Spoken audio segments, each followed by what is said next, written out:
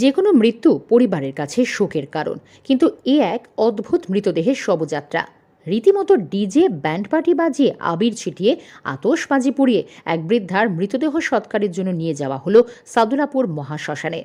মৃতের পরিবারের বক্তব্য, যিনি মারা গিয়েছেন তার নাম সাবিত্রী মণ্ডল, বয়স 105 বছর।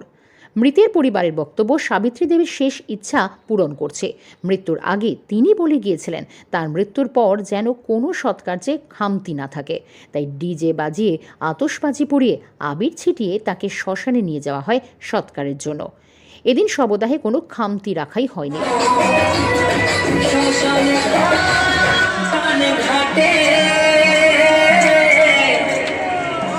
আমি হেলে দুলে যাব শ্মশানে ঘাটে।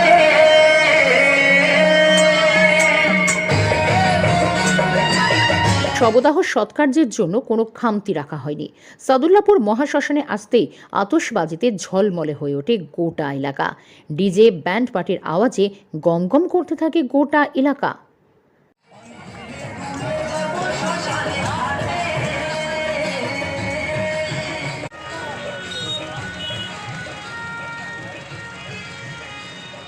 মৃতের পরিবার সূত্রে বলা হয়েছে, বৃদ্ধার নাম সাবিত্রী মণ্ডল, 105 বছর বয়স।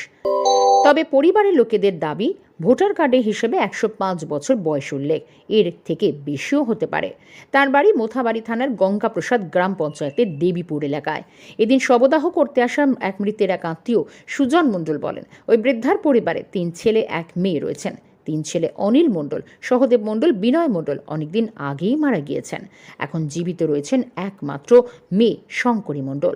শনিবার সকালে বয়সজনিত কারণে মারা যান সাবিত্রী দেবী। তাঁর শেষ ইচ্ছা ছিল মৃত্যুর পর ঢাক ঢোল পিটিয়ে শোভাযাত্রা সহকারে যেন শবদাহ করতে নিয়ে যাওয়া হয় তাঁকে, তাই এই আয়োজন।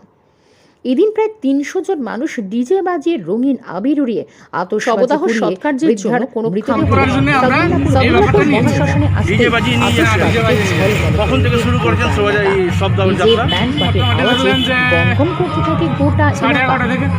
যিনি মারা গেছেন তার নাম কি? নামটা আমার জানা নাই, তো এটা বলতে পারি। অনেকেই হতচকিত হয়ে যান এই আয়োজন দেখে।